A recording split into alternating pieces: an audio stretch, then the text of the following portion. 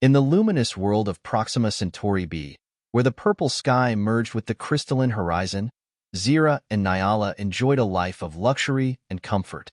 The two young aliens, with their iridescent bodies and multifaceted eyes, were the epitome of their society's elite. Zira, her antennae always vibrating with curiosity, spent her days in the planet's vast archives of knowledge, absorbing information about distant worlds and unknown civilizations. Her skin shifted from bluish to greenish hues as she immersed herself in holograms of far-off galaxies, dreaming of adventures beyond her reach. Nyala, on the other hand, was the celebrity of the moment in the most exclusive social circles. Her ability to manipulate the light waves of her body made her the center of attention at every event, creating dazzling displays that left attendees awestruck. Her crystalline laughter echoed in the glass domes of the most elegant halls. Together, the two friends represented the best of their world. They lived in a luxurious biopod in the heart of the capital city, an organic structure that adapted to their needs and desires. Service drones catered to their every whim, from creating molecular feasts with flavors from across the galaxy to generating virtual reality environments for their entertainment. Their days passed in a pleasant but predictable routine. Breakfasts with the crème de la crème of society, leisurely afternoons in floating gardens, and nights of partying in exclusive clubs where gravity was optional. They had everything they could ever desire, and more. However, in moments of quiet, when Proxima Centauri's second sun set behind the crystalline horizon, both Zira and Nyala felt an inexplicable emptiness. A sense that, despite all their privileges, something was missing from their lives.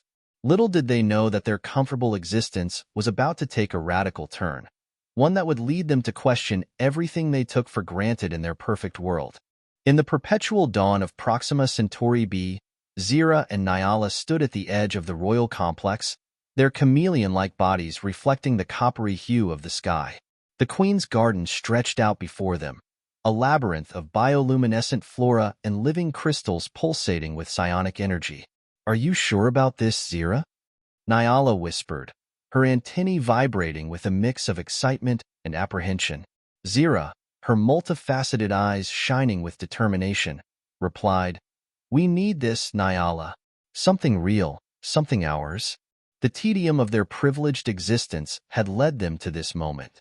They craved a spark of authentic life in a world where everything was carefully controlled and predetermined. With a synchronized gesture, they activated their quantum camouflage fields, becoming nearly invisible. They glided between the singing flowers and telepathic shrubs, their triple hearts pounding with an excitement they hadn't felt in years. Their goal, the legendary phase flowers, capable of existing simultaneously in multiple quantum states. Cultivated exclusively for the Queen's delight, they were the epitome of beauty and power in their society. As they neared the center of the garden, the air hummed with energy. Zira extended her translucent hand towards the swaying stem of a phase flower. "Wait," Nyala warned. "The legends say that altering their state could," but it was too late. Zira's fingers brushed the iridescent petals, and the universe seemed to hold its breath. For a moment, they glimpsed alternate realities, versions of themselves in unimaginable worlds. Then, chaos. The phase flowers began to change uncontrollably, emitting pulses of energy that distorted the reality around them. The entire garden convulsed, crystals exploding in cascades of light, plants mutating into impossible forms. Alarmed, Zira and Nyala ran towards the exit, their camouflage flickering intermittently.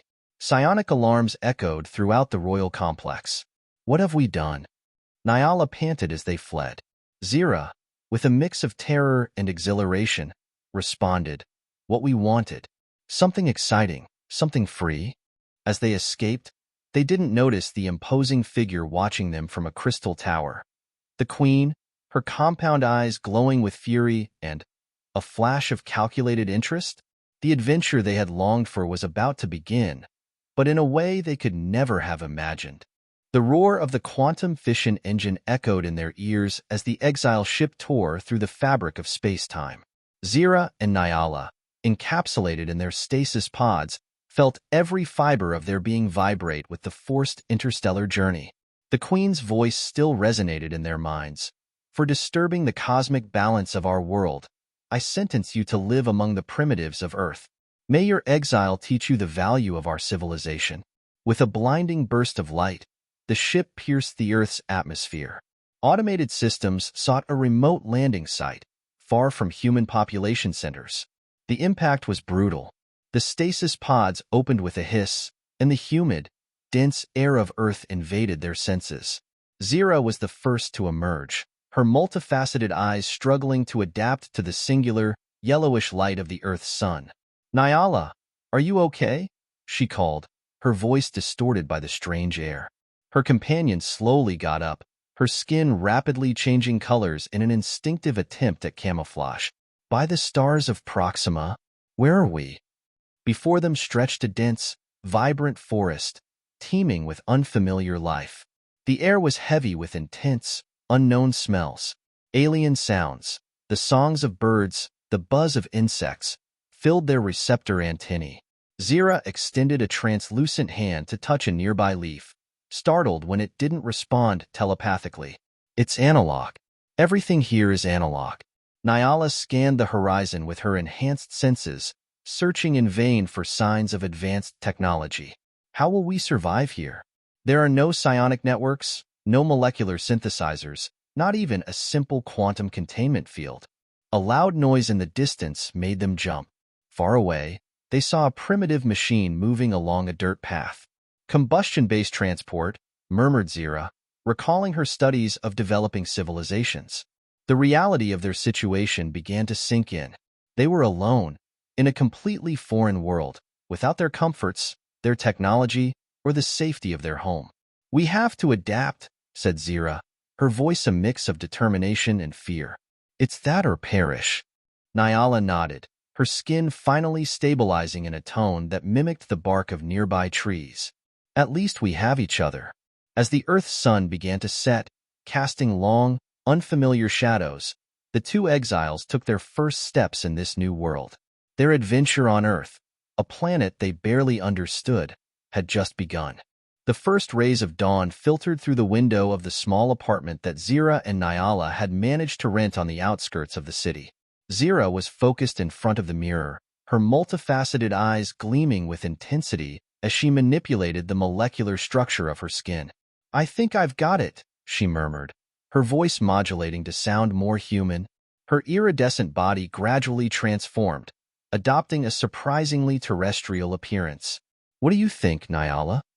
Nyala, already adapted to her human form, nodded approvingly. "Impressive. I almost forget you can communicate through bioluminescence." The weeks since their arrival had been an intense crash course in Earth culture. Whole nights spent absorbing information from something called the Internet, learning the complexities of human body language, and practicing tirelessly to maintain their terrestrial forms. "Ready for another day in the world of non-telepathic flowers?"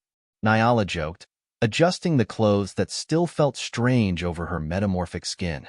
The tinkling of the bell announced their arrival at Petals and Dreams, the small but charming flower shop where they had found employment. The scent of roses and lilies greeted them, vaguely reminding them of the gardens back home. "Good morning, girls." Leo's warm voice greeted them from behind the counter. His brother Max emerged from the back room, carrying a heavy sack of soil. "Just in time," Max smiled, his eyes lingering momentarily on Nyala. "We have a big order for a wedding. Could you handle the centerpiece arrangements?" Zira nodded, approaching the flowers with a mix of fascination and nostalgia. Though she couldn't communicate telepathically with these earth plants, she had discovered she possessed a natural gift for floral arrangements, as if she could intuit the perfect placement of each stem and petal. As they worked, Nyala leaned towards Zira, whispering, "Did you notice how they look at us? I think they suspect something." Zira glanced discreetly. Leo and Max were indeed watching them, but not with suspicion. "No, Nyala. I think it's something more human." As the day progressed, the aliens immersed themselves more in their roles. Nyala discovered that her ability to manipulate light allowed her to create dazzling floral displays, while Zira used her vast knowledge to recommend flower combinations based on their symbolic meanings. "You know," Leo commented during a quiet moment, Since you arrived, it's like the shop has come to life. You have a special gift with flowers."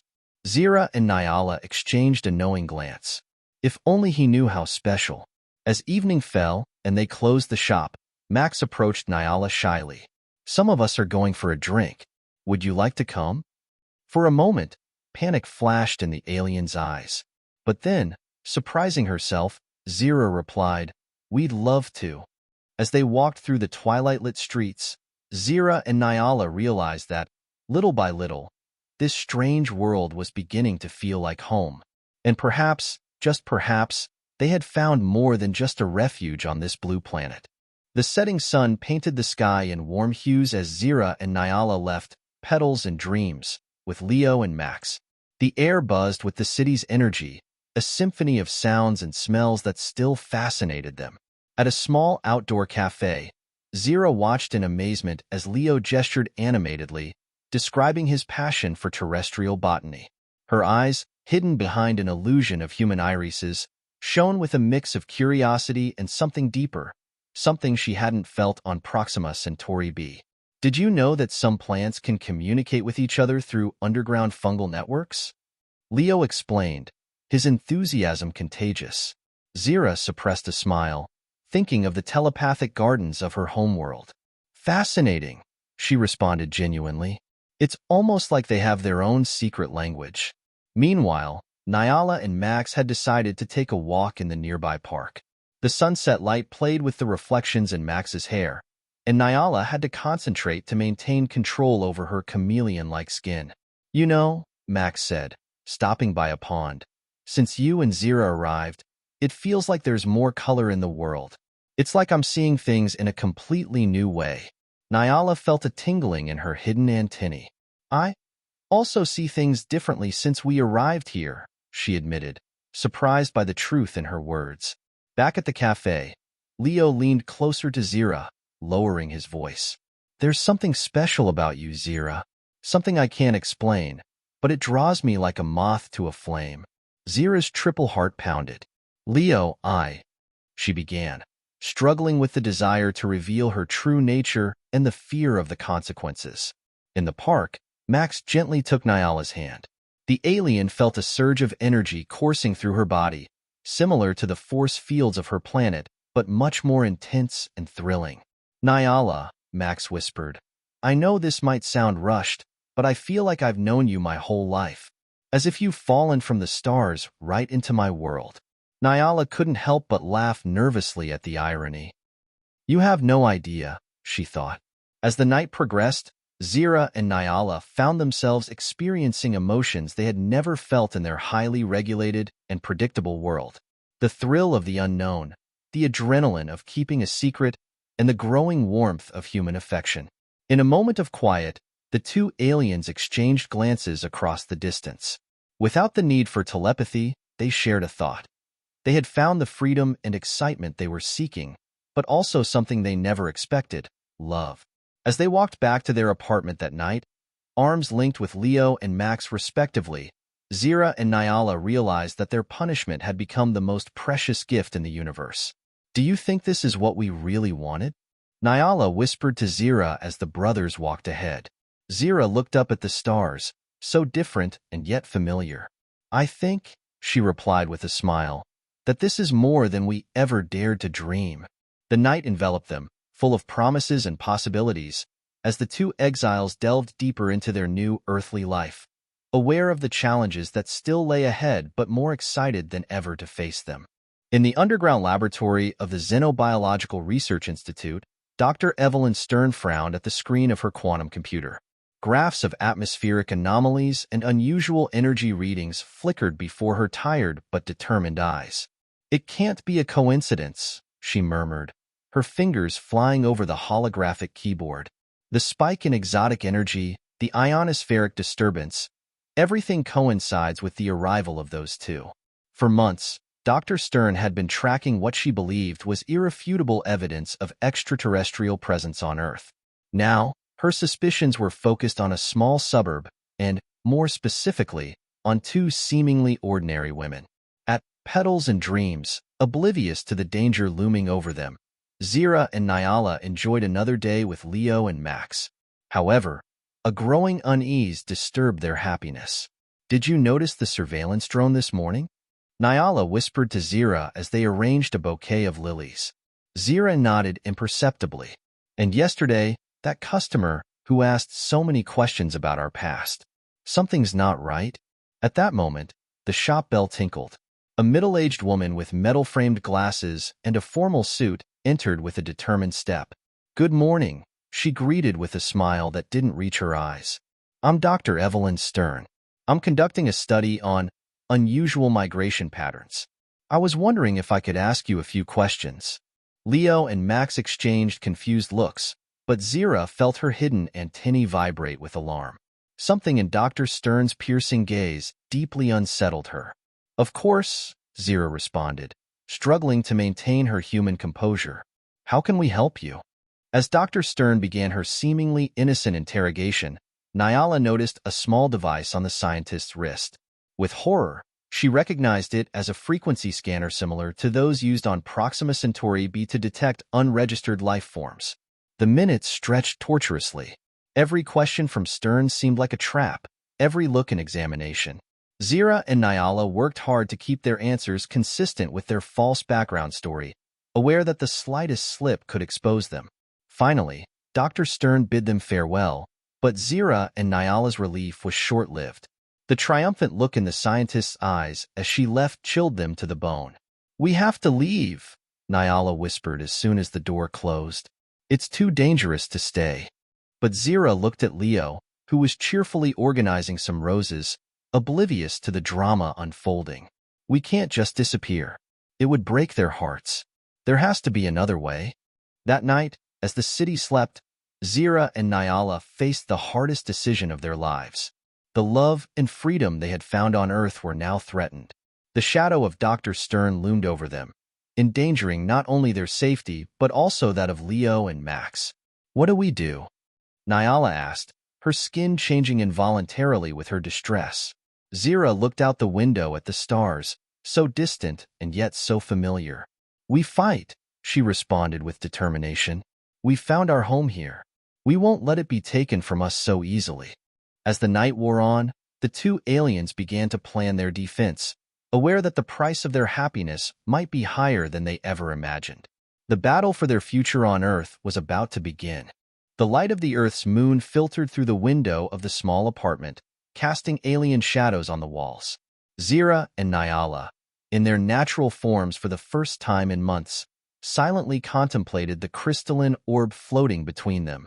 The message from the Queen of Proxima Centauri B flickered on its surface, her words resonating in both their minds. "You are granted royal pardon. Your exile is over. Return home." Zira extended a translucent hand towards the orb, her fingers trembling slightly. "After all this time, just like that?" Nyala, her skin shifting in patterns of confusion and anxiety, murmured, "It's an escape. A way out from Stern and her investigations." The silence that followed was heavy with conflicting emotions. The relief of escaping the imminent threat mingled with the heartbreaking thought of leaving the life they had built. "Leo," Zira whispered, her voice breaking as she said the name. "Max," Nyala responded, her antennae drooping with sadness. Suddenly, a sharp buzzing startled them. Through the window, they saw a surveillance drone, undoubtedly one of Stern's devices. "We're running out of time," Nyala said, her voice tinged with urgency. "If we stay, not only will we be in danger, Leo and Max could get involved. They could get hurt." Zira nodded slowly, the weight of the decision crushing her triple heart. Maybe it's for the best. Returning to the familiar, to the safe. With mechanical movements, they began to prepare for departure. Each item they packed, each memory they stowed away, was a painful reminder of the life they were about to leave behind. Nyala paused in front of a photograph of the four of them. She, Zira, Leo, and Max, smiling in the park during a picnic. How will we explain this to them? What will we say? Zira, holding a dried flower that Leo had given her, replied with a broken voice, "The truth. We owe them that. Even if it means they hate us, fear us." As the night progressed, The crystalline orb began to pulse, indicating that the window for interdimensional travel was approaching. Zira and Nyala, now in their full alien forms, stood in the center of the room. "Are you ready?" Zira asked, extending her hand towards Nyala. Nyala took it, their fingers intertwining. "No," she admitted. "But do we have a choice?" Just as the orb began to expand, preparing to envelop them and transport them across the cosmos, an urgent knock sounded at the door. "Zira? Nyala? Are you there? We need to talk. It's important." The voices of Leo and Max, laden with worry and something more, something that sounded dangerously like love and determination, pierced through the door. Zira and Nyala looked at each other, the dimensional portal buzzing around them, the decision of a lifetime condensed into a single moment. "What do we do?" Nyala whispered, her alien form trembling with the intensity of the moment. Zira's answer hung in the air, as the fate of two worlds balanced on a knife edge. The buzzing of the dimensional portal reached its crescendo, the iridescent light bathing the room in hues that the human eye could never perceive. Zira and Nyala, their alien forms exposed, looked at each other intently, the decision crystallizing in their multifaceted eyes. "We can't leave," Zira said, her voice resonating with a determination that surprised even herself. Nyala nodded, her antennae vibrating with resolve. "This is our home now. This is where we belong." With a synchronized gesture, both extended their hands towards the crystalline orb. Instead of letting it envelop them, they channeled their innate energy, reversing the process. The portal collapsed in on itself, disappearing in a flash of light that left only the echo of a distant world behind. The knocking at the door intensified. "Zira, Nyala, please open up. We know you're in danger. We want to help." Leo's voice sounded desperate. Exchanging a look of understanding, Zira and Nyala focused, their bodies quickly changing back to their human forms. With a deep sigh, Zira opened the door. Leo and Max burst into the room, their faces a mix of concern and determination. They stopped short, seeing the state of the apartment, clear evidence of an imminent departure. "You were leaving?" Max asked, the pain evident in his voice. "We were," Nyala corrected, stepping forward.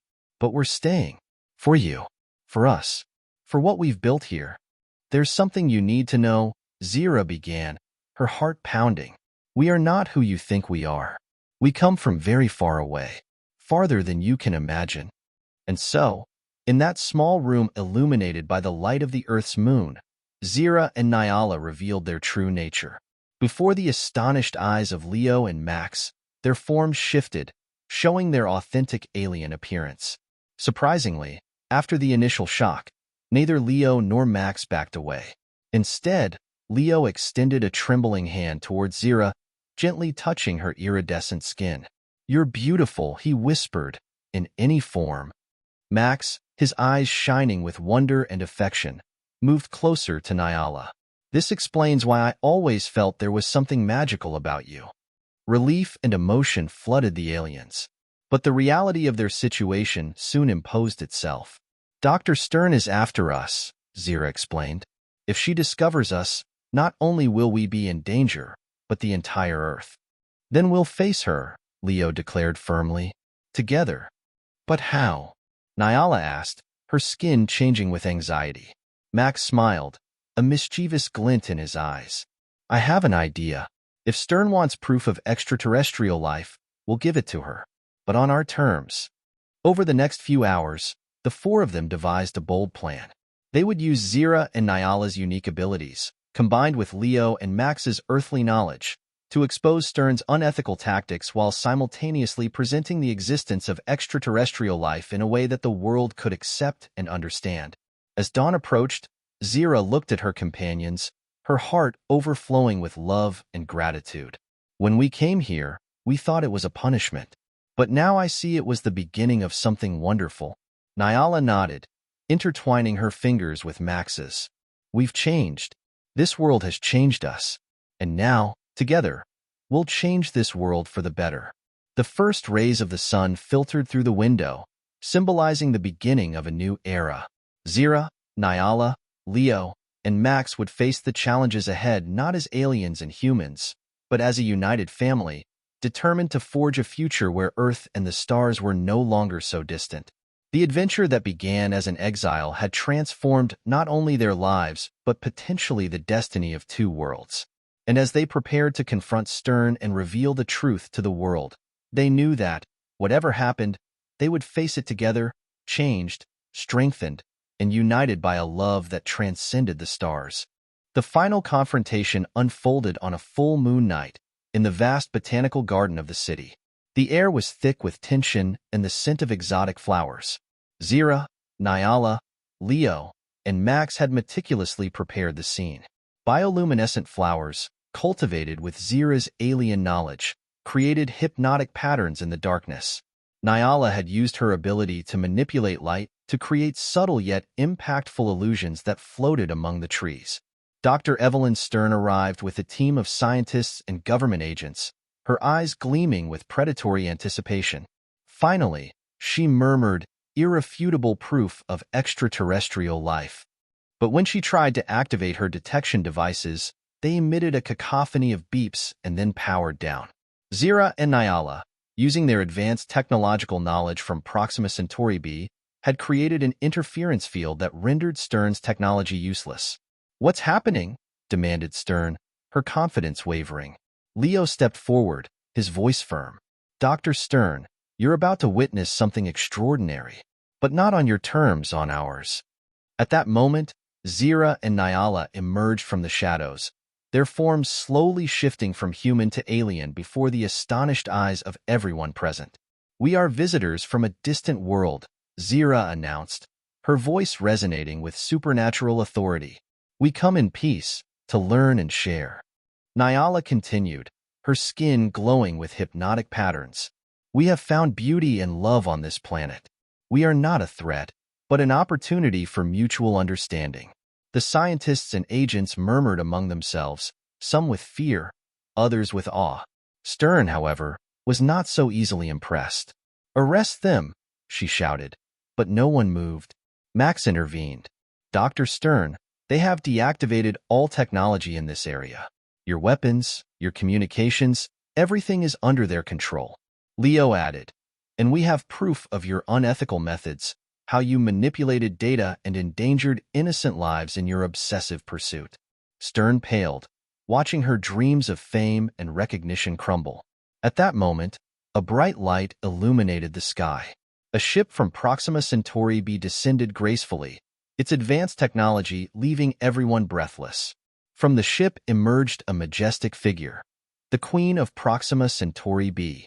"My dear Zira and Nyala," the Queen spoke, her voice resonating with power and wisdom.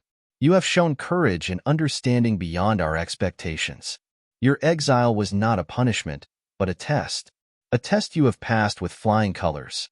Turning to the astonished humans, the Queen continued, "People of Earth, we come in peace with an offer of friendship.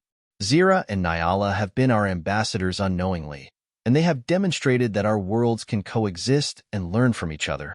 Stern, seeing her opportunity, tried to approach the Queen but was stopped by an invisible force field generated by Zira and Nyala. "Dr. Stern," the Queen said, her voice now severe, "your pursuit of knowledge is admirable, but your methods are reprehensible. Learn from this moment. True discovery comes from openness and understanding, not coercion and deceit." With these words, the Queen offered Earth a treaty of peace and cooperation. World leaders, hastily summoned, accepted with awe and gratitude. Zira and Nyala, holding hands with Leo and Max respectively, looked up at the starry sky, now full of promises. "What happens now?" Leo asked, still amazed by the night's events. Zira smiled, her multifaceted eyes shining with hope. "Now, my love, we begin to build bridges between the stars, uniting our technology with yours for a better future." And so, on that magical night, two worlds were united, transformed by the power of love, understanding, and the bravery of four souls who dared to dream the impossible, and the promise of a technological exchange that would forever change the course of human history.